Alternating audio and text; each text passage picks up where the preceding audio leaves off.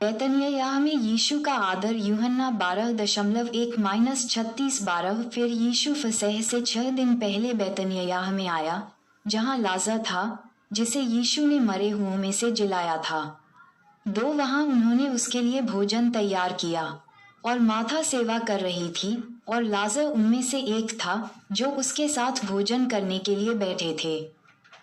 तब मरियम ने जटामासी का आधा सेर बहुमूल्य इत्र लेकर यीशु के पांवों पर डाला और अपने बालों से उसके पांव पोंछे, और इत्र की सुगंध से घर सुगंधित हो गया। परंतु उसके चेलों में से यहूदा इस्करियोती नामक एक चेला जो उसे पकड़वाने पर था, कहने लगा, 5 यह इत्र 300 दीनार में बेचकर गरीबों को क्यों न दिया गया। 6 उसने यह बात इसलिए न कही कि उसे गरीबों की चिंता थी, परंतु इसलिए कि वह चोर था और उसके पास उनकी थैली रहती थी, और उसमें जो कुछ डाला जाता था वह निकाल लेता था। 7 यीशु ने कहा, उसे मेरे गाड़े जाने के दिन के लिए रहने दे। 8 क्योंकि गरीब तो तुम्हारे साथ सदा रहते हैं, परंतु मैं तुम्हारे साथ सदा न रहूंगा। 7 लाजर को मार डालने का निर्णय 9 यहूदियों में से साधारण लोग जान गए कि वह वहां है, और वे न केवल यीशु के कारण आए परंतु इसलिए भी कि लाजर को देखें, जिसे उसने मरे हुओं में से जिलाया था। 10 तब प्रधान याजकों ने लाजर को भी मार डालने की सम्मति की। 11 क्योंकि उसके कारण बहुत से यहूदी चले गए और यीशु पर विश्वास किया। यीशु का यरूशलेम में विजय प्रवेश। 12 दूसरे दिन बहुत से लोगों ने जो पर्व में आए थे, ये सुनकर कि यीशु यरूशलेम में आ रहा है। 13 उन्होंने खजूर की डालियां लीं और उससे भेंट करने को निकले और पुकारने लगे, होशाना, धन्य इस्राएल का राजा जो प्रभु के नाम से आता है। भाज 118, 25, 26, 14 जब यीशु को एक गदहे का बच्चा मिला तो वह उस पर बैठा, जैसा लिखा है। 15 हे सिय्योन की बेटी, मत डर, देख तेरा राजा गदहे के बच्चे पर चढ़ा हुआ चला आता है। 16 उसके चेले ये बातें पहले न समझे थे, परंतु जब यीशु की महिमा प्रकट हुई तो उनको स्मरण आया कि ये बातें उसके विषय में लिखी हुई थीं, और लोगों ने उससे इस प्रकार का व्यवहार किया था। 17 तब भीड़ के लोगों ने जो उस समय उसके साथ थे ये गवाही दी कि उसने लाजर को कब्र में से बुलाकर मरे हुओं में से जिलाया था। 18 इसी कारण लोग उससे भेंट करने को आए थे, क्योंकि उन्होंने सुना था कि उसने यह आश्चर्य कर्म दिखाया है। 19 तब फरीसियों ने आपस में कहा, सोचो तुम लोग कुछ नहीं कर पा रहे हो। देखो संसार उसके पीछे हो चला है। यीशु और यूनानी 20 जो लोग उस पर्व में आराधना करने आए थे उनमें से कई यूनानी थे। 21 उन्होंने गलील के बैतसैदा के रहने वाले फिलिप्पुस के पास आकर उससे विनती की, श्रीमान हम यीशु से भेंट करना चाहते हैं। 22 फिलिप्पुस ने आकर अंद्रियास से कहा, तब अंद्रियास और फिलिप्पुस ने यीशु से कहा। 23 इस पर यीशु ने उनसे कहा, वह समय आ गया है कि मनुष्य के पुत्र की महिमा हो। 24 में तुमसे सच सच कहता हूँ कि जब तक गेहूं का दाना भूमि में पड़कर मर नहीं जाता वह अकेला रहता है, परंतु जब मर जाता है तो बहुत फल लाता है। 25 जो अपने प्राण को प्रिय जानता है वह उसे खो देता है, और जो इस जगत में अपने प्राण को अप्रिय जानता है वह अनंत जीवन के लिए उसकी रक्षा करेगा। 26 यदि कोई मेरी सेवा करे तो मेरे पीछे हो ले, और जहाँ मैं हूँ वहाँ मेरा सेवक भी होगा। यदि कोई मेरी सेवा करे तो पिता उसका आदर करेगा। अपनी मृत्यु के बारे में भविष्यवाणी 27 अब मेरा जी व्याकुल हो रहा है इसलिए अब मैं क्या कहूँ, हे पिता मुझे इस घड़ी से बचा, परंतु मैं इसी कारण इस घड़ी को पहुँचा हूँ। 28 हे पिता अपने नाम की महिमा कर। तब यह आकाशवाणी हुई, मैंने उसकी महिमा की है और फिर भी करूँगा।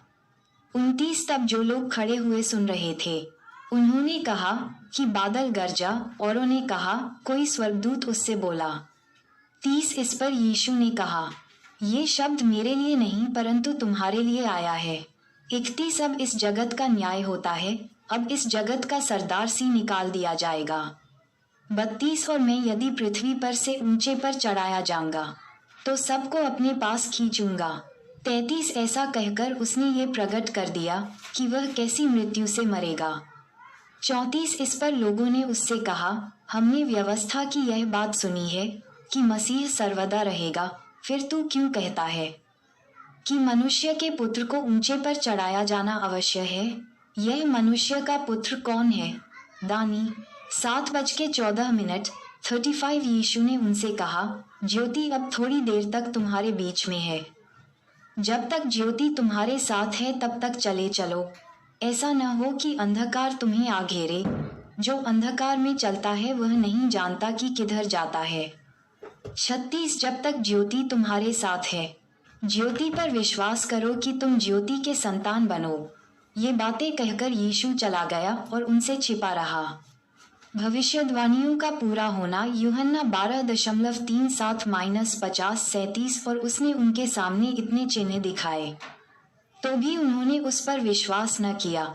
38 ताकि यशायाह भविष्यद्वक्ता का वचन पूरा हो जो उसने कहा, हे प्रभु, हमारे समाचार पर किसने विश्वास किया है और प्रभु का भुजबल किस पर प्रकट हुआ। यशा 53:1-39 इस कारण वे विश्वास न कर सके क्योंकि यशायाह ने ये भी कहा है।